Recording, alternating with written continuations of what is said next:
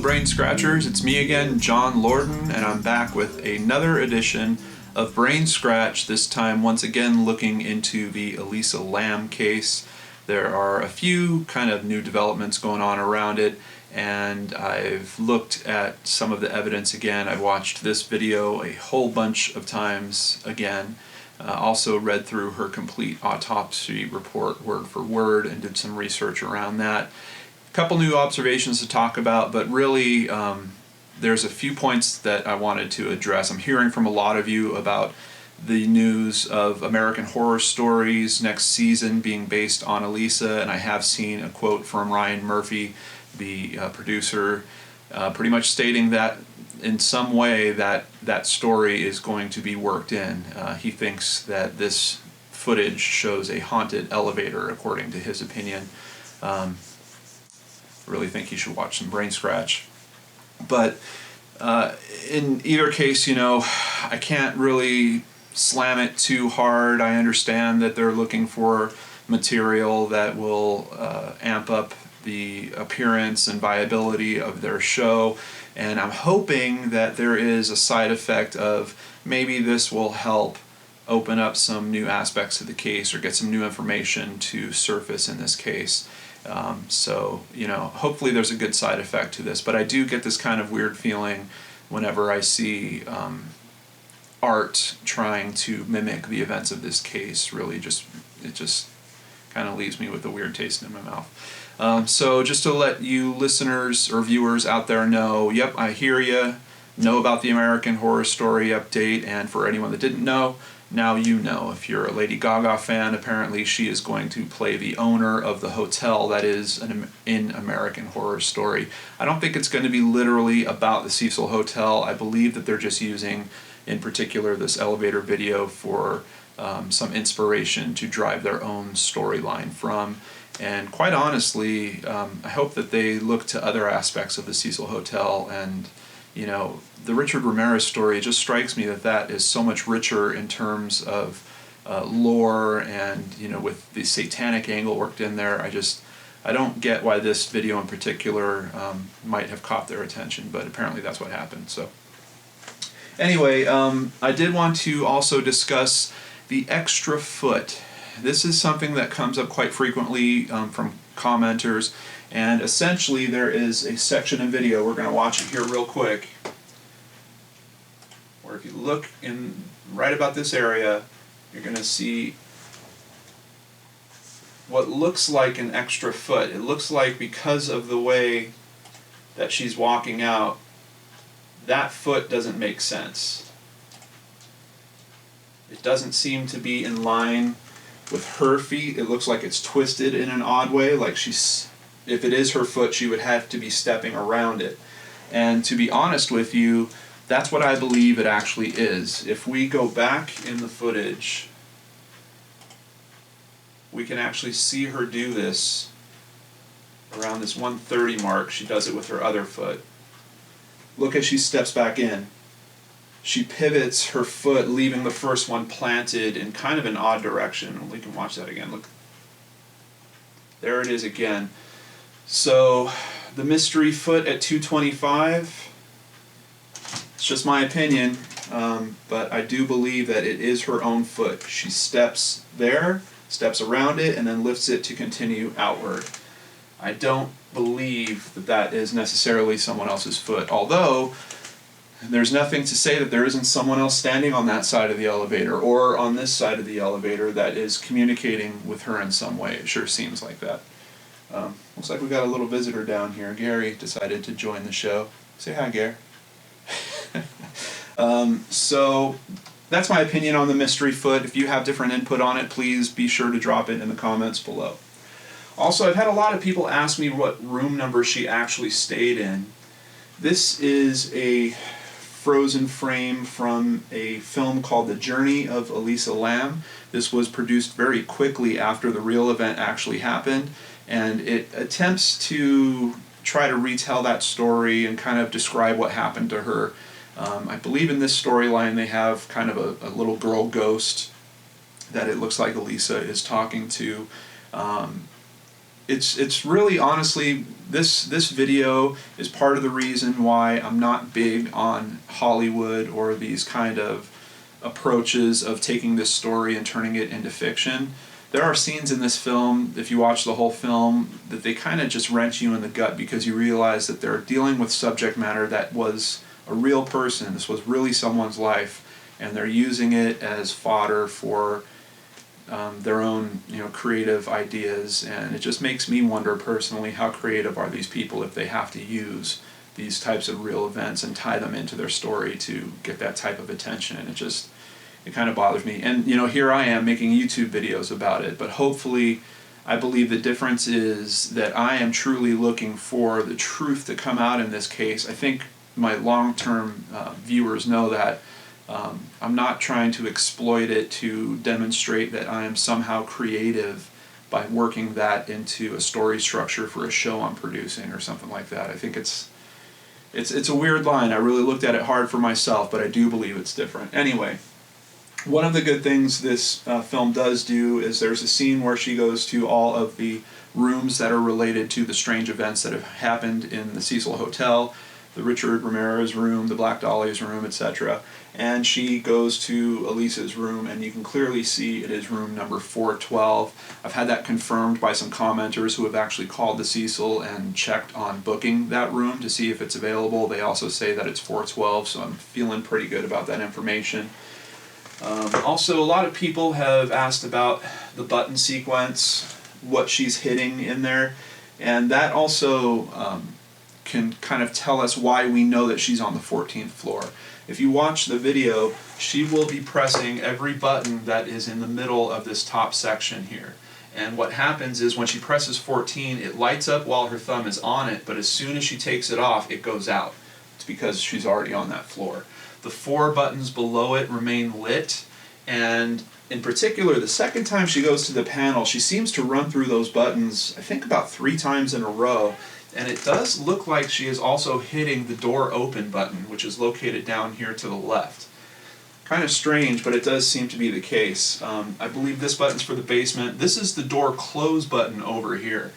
If someone was literally being chased and they wanted to use that elevator to get away, just from what my experience would be, I'm pretty sure I would be tapping the heck out of this button and staying inside the elevator.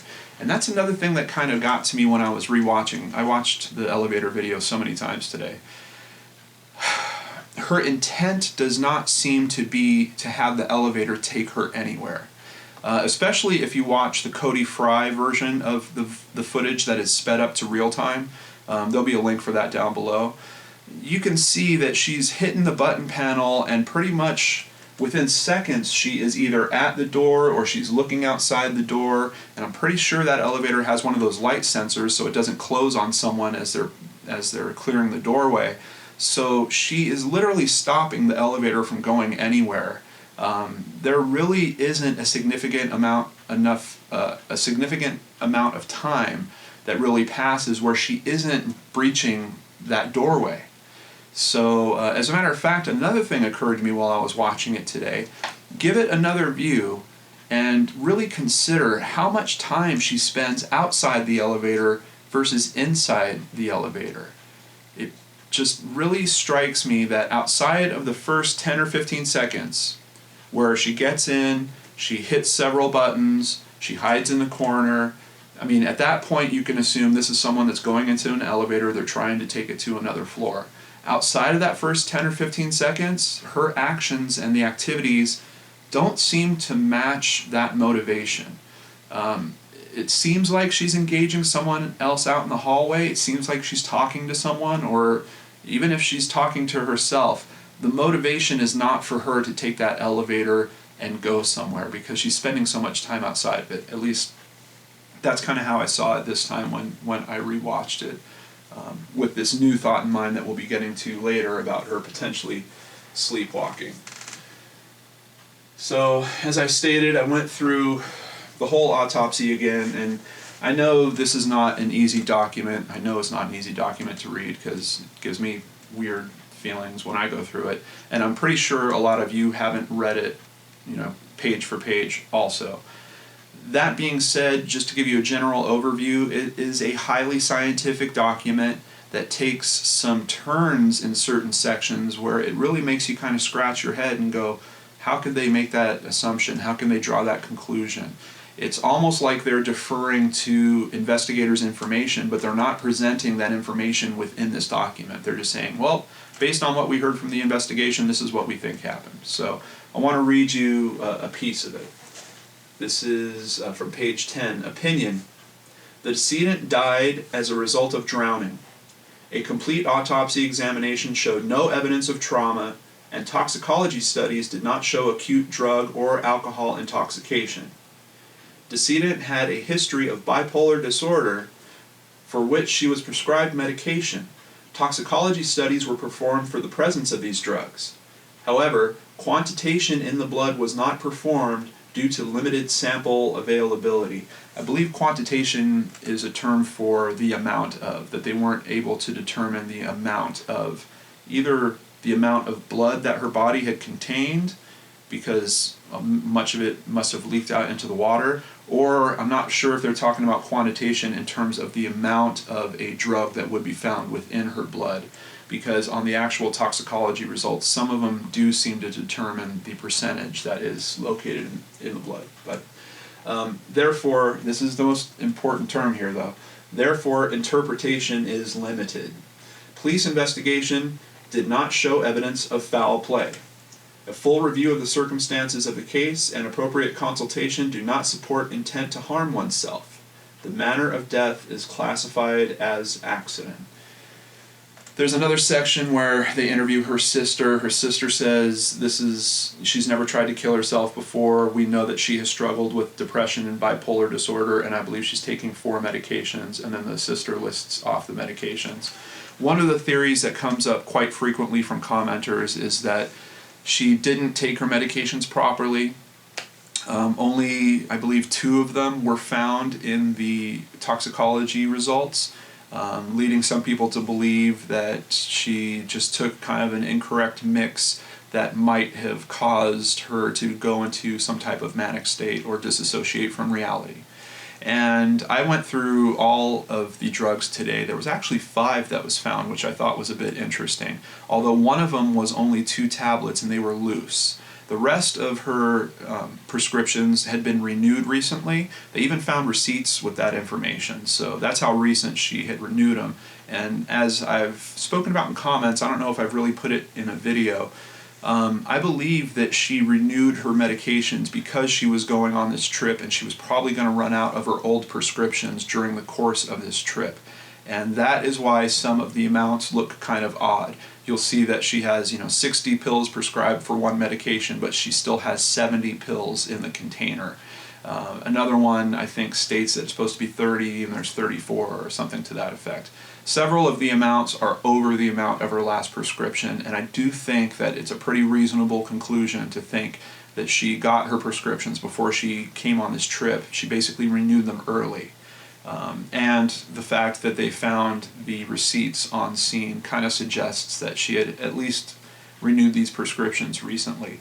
Also worth noting, some prescriptions are given to patients with bipolar disorder to be used on an as-needed basis. Not every medication is given with strict use this daily rules. So to look at the pill counts and to try to base assumptions based solely on that is it's not very strong.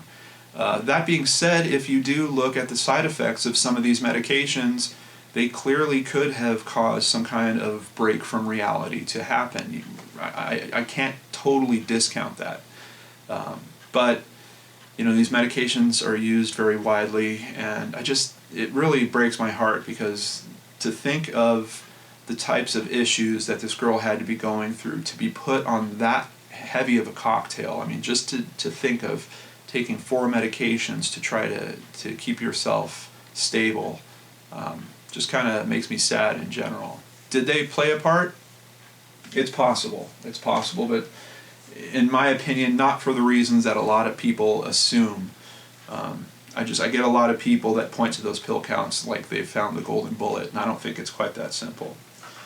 But that does lead to another point. This is another comment that's been coming up a lot lately, and that is, was she sleepwalking? And that's honestly why I've rewatched the video so much today.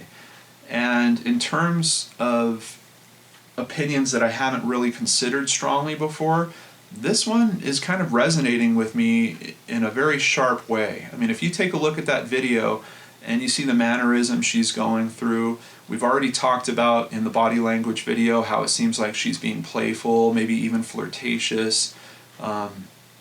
You know, the thought that maybe she's sleepwalking is a definite possibility, especially when you look at the side effects of some of the medication that she was on, and that some of those are, you know, basically uppers, which are known to cause potentially instances of this type of event, of a sleepwalking event.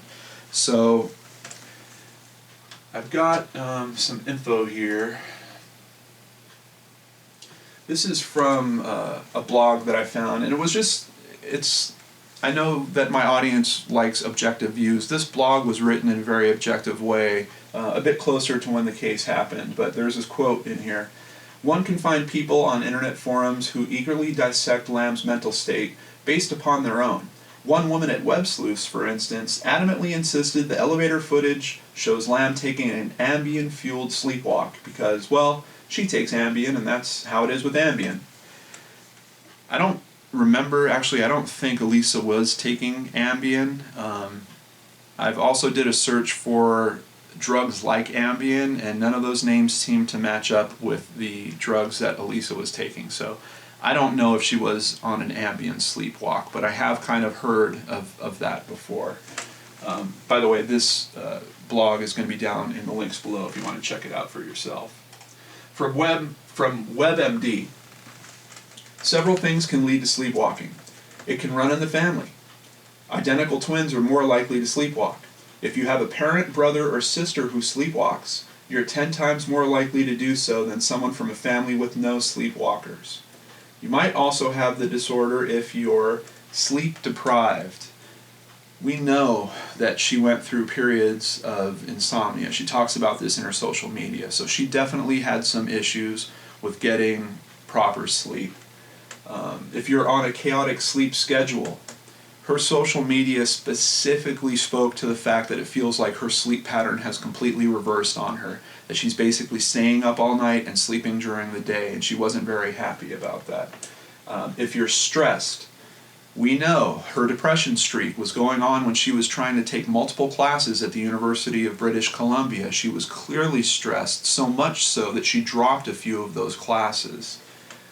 If you're drunk, we don't know her to be a big drinker, but it is worth noting at least that the shirt that was found with her body was for an IPA beer. I do believe they did find a very minute amount of alcohol. I think I previously said that it was in her heart, but I don't think that's correct. I think they found it in her stomach, if I remember correctly. And taking drugs such as sedative, hypnotics, neuroleptics, stimulants. We know that a few of the drugs that she was taking that help people with ADHD are known stimulants. So this really struck me because if this was a checkbox, we have just ticked several of these categories that could lead us to believe that there is some potential that she was actually sleepwalking during this event. Another question that comes up occasionally is about the water tower, and there was a comment, this is actually from the detective that was on scene. He's describing the scene here. It was the rooftop of the Cecil Hotel, a 15-story hotel built in the 1920s. The rooftop has 4 1,000-gallon water tanks reportedly used to supply the hotel with water. The decedent was found floating face up in the tank to the northeast. That's one question that comes up a lot, was how she was floating. So he clearly is noting that she was found floating face up. It appeared to be approximately 1/2 to 3/4 full when looked into the tank. What's interesting about that is we know the tank is 8 feet tall. If it was only 1/2 full, that is only 4 feet of water. If it was 3/4 full, that's approximately 6 feet of water. Now we know that Elisa was not 6 feet tall. That would probably be enough to do it, but unless this tank was more than half full, it would be kind of hard to believe that she was able to drown in it unless it was some type of pure suicide where that was literally her cause for going in there. It just really makes me think about the status of her consciousness. Was she conscious when she was in this water tank? One of the things that strikes me about the autopsy report is they note an old scar on one knee and a small puncture wound on the other knee that's less than 1/4 of an inch big. But nothing was noted about her hands. No bruising from her potentially banging on the tank. Nothing about her fingernails being tore off from her clawing at something or trying to get out of the tank. It really makes me wonder, was she conscious while she was in there? I don't see any signs, particularly from the autopsy report, that say this is someone that struggled with dying. And once again, the autopsy report does not cite this as a suicide. There is a separate checkbox for this. They literally flag this as an accident. And there is some question. I know on one of her posts, on one of her blogs, the title alludes to the fact that she might have called a suicide hotline at some point. But the information they got from her sister was very clear that they had never had any threats or were worried about her being suicidal previously. So a little bit of information mismatch there. There was an unsecured metal removable hatch on top of the tank. All right, this point comes up all the time, and quite honestly, I don't know what to believe for myself here. The tanks that are up there, some of them look like they're constructed at a different time. It's my personal opinion that perhaps the water system was upgraded and they added 2 or maybe even 3 tanks to the roof. I believe the one that she's found in was the original tank. It seems to look the oldest from the pictures, but the main point I'm trying to bring up is about the hatch. A lot of people find photographs of the outer 2 tanks, and on those you can see that there is a hatch with these big, thick hinges. It's a hinged hatch. The tank that she was found in, according to a photo of the actual time when they found her body, it looks like that hatch lid is removable, that it's a whole different system. According to this detective here, it was an unsecured metal removable hatch on top of that specific tank that her body was found in. Now, why this is so important is because one of the hard questions that we have to answer here is, how did that hatch get closed once she was in the tank? If she is in an 8-foot tank, there's no ladder in there, there's nothing for her to stand on. How was she able to get this metal hatch back into position and closed on top of there? If it was a hinge, there's some theories you could say, well, yeah, maybe on her way in she kind of pulled it as she fell in. I think that would probably damage her. You'd probably find some markings on her somewhere, but possibly not.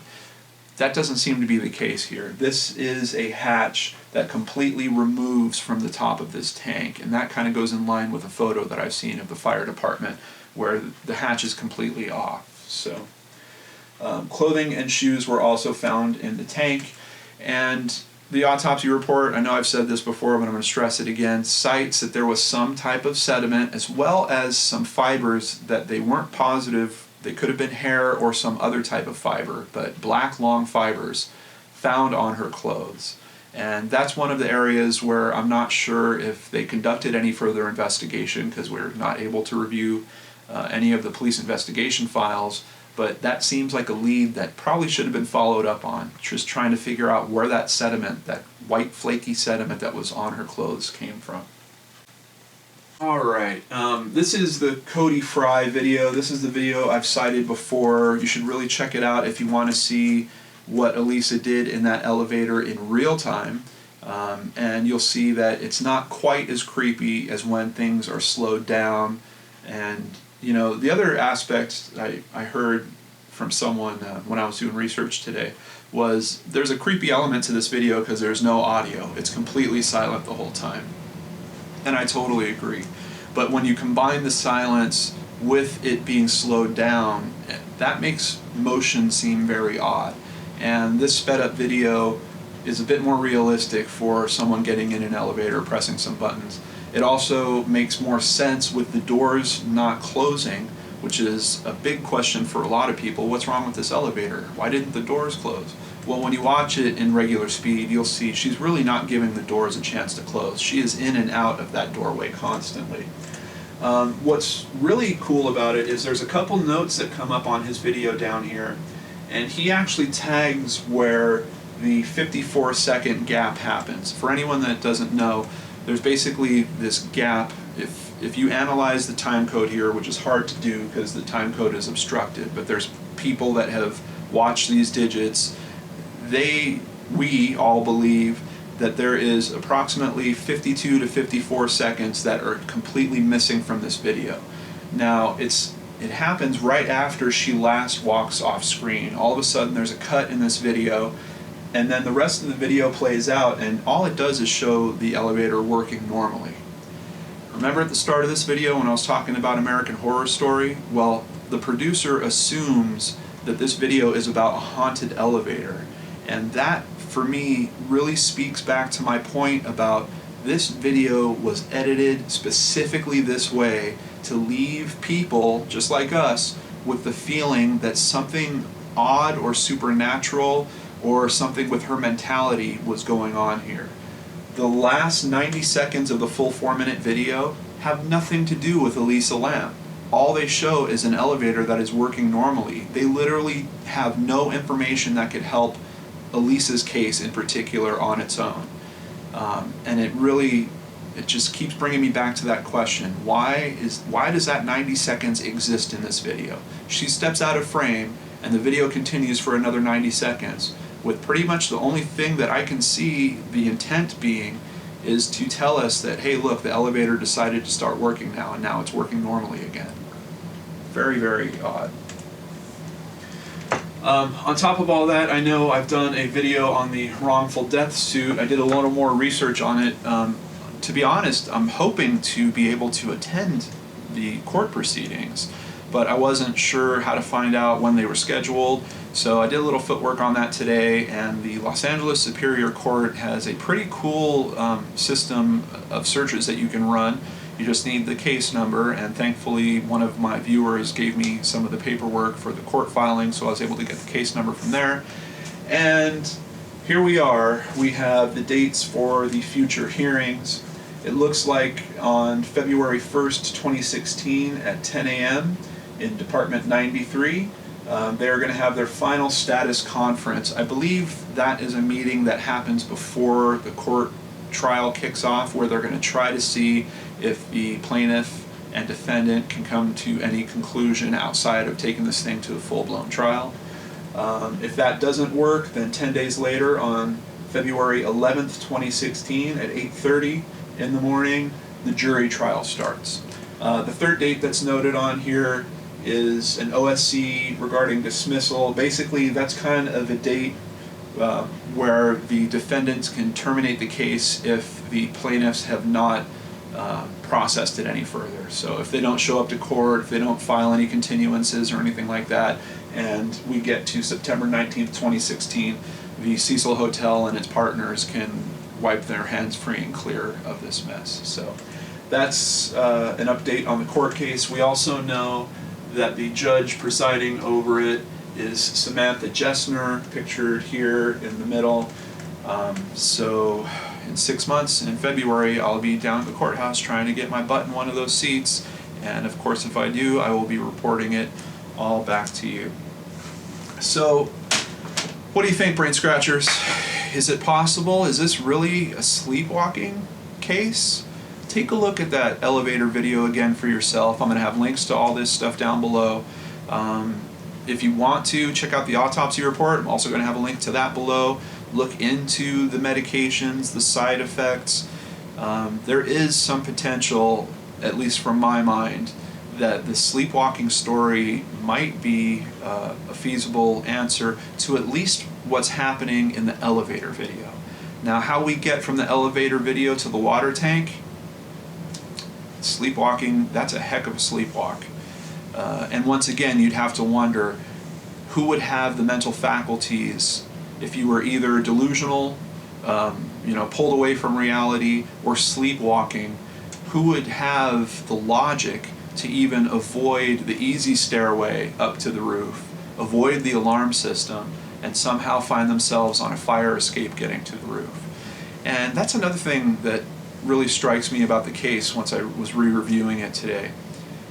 It's kind of a travesty that the LAPD did not release enough information to really solidify their story. They essentially, through the autopsy, have told us a story of this woman having an accident where she winds up in a water tank. Now, even if you do believe that bipolar is a contributing factor to that and she was disassociated from reality, what would really help us with that story is if they would have at least presented the simple evidence of, we found her fingerprints all over the fire escape. We know which fire escape she came up. We found her fingerprints on the ladder leading to the water tower. There was no other fingerprints to be found. We found her hair or a piece of cloth or her fingerprints on the hatch. We know that they were the freshest prints. There was no other prints around it. Or what would make even more sense is they should have found other evidence. We know that maintenance workers work on those systems, so they should have found some other prints up there, which once again leads you back to that thought: how did they rule out foul play? The autopsy report is very direct about that. The detectives ruled out foul play, and that directly affected the outcome of the autopsy report. I really hope someday we come to a conclusion that everyone can believe in this case, because the information as it's been presented to mass media, to all these web sleuths that are trying to crack into this, it just comes back with more questions time and time again, and none of the answers seem really solid. To be honest with you, the sleepwalking theory feels more feasible to me than the accidental death theory. Now, is that combined? Maybe the LAPD thinks that she was sleepwalking too, and that's what led to the accident? They could have stated that. There's a pretty direct section on the form where they state drowning, and there are 3 different levels below it. Because of what? Because of this. Because of how this happened here. And they skipped all those levels. They basically dropped down to this option near the bottom where you could pop in what contributing factors are, and they put in that she was bipolar. So, hardly conclusive at all. Anyway, thank you all for joining me on this case and keeping me going on it. It's really your comments. This is a daily occurrence for me, reviewing information about this case. As a matter of fact, check out Johnny Vlogs on Monday for a very big announcement where you can find out more and hear me talk more about this case. Hint, hint, might be another radio interview. Anyway, that information is coming Monday on Johnny Vlogs. Thank you all for joining me on this version of BrainScratch, this edition of BrainScratch. My heart goes out to the Lam family. Man, I really wish that there was some way that I just want to give them a hug, seriously, if nothing else. Actually make it 2 things. I want to give them a hug, and I want them to file a information request with the LAPD to get those police records released. And if they did that, man, what I wouldn't do to review those records. I would go word by word through those records. I think, if anything, if the Lam family could look at what the Kendrick Johnson family is going through and how their approach, which is completely different than the Lam family, is affecting things, maybe they would change their mind about trying to be so private about this case. But it just wrenches my heart, and I know it wrenches yours too. So thank you guys so much for caring and joining me this time, and I will catch you next week on BrainScratch. Take care.